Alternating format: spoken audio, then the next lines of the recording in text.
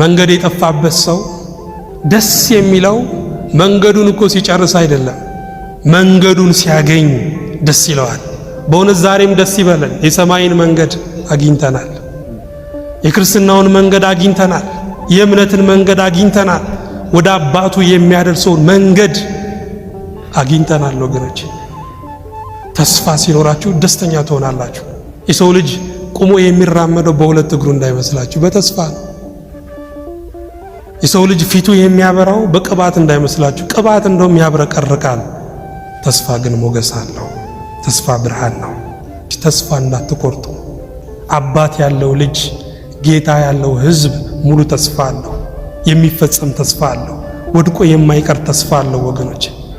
ነገር ግን እንደሌሎቹ ደግሞ አትዘኑ ይላል እኮ ቅዱስ ጳውሎስ። እንደሌሎቹ